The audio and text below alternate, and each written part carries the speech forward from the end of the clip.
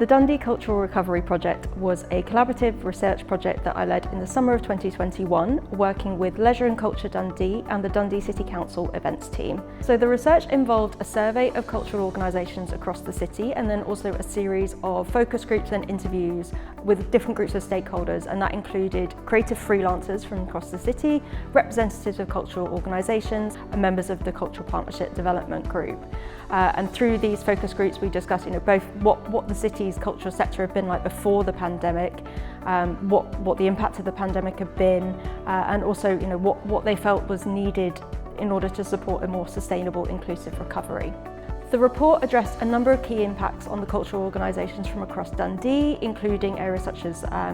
their workforce, their finances, their engagement activities, and also just kind of the wider organisational impact of the pandemic. Creative Dundee was involved in helping disseminate the final report,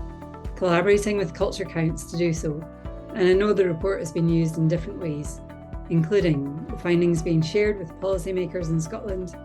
to better inform cultural recovery planning. And at Creative Dundee, we've used the report in many ways, including considering how we can better support the city's cultural recovery, and also through accessing a recovery fund for cultural organisations funding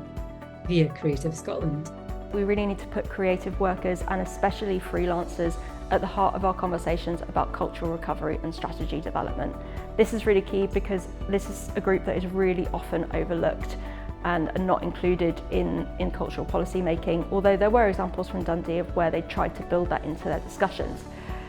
This has been the focus of further work that I've written more about with Roberta Communion in CMCI, and it's also something that I'm looking at developing through further research.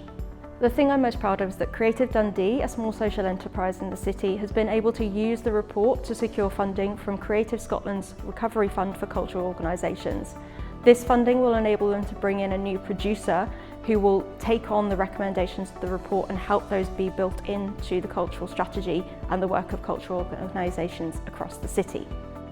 Our city's collective cultural work impacts many policy areas, such as health and well-being, climate and the environment, education, tourism, and many more. So our work, bolstered by the report and the producer role, will help us continue to visibly demonstrate and articulate the critical wider benefits which culture and creative industries generate.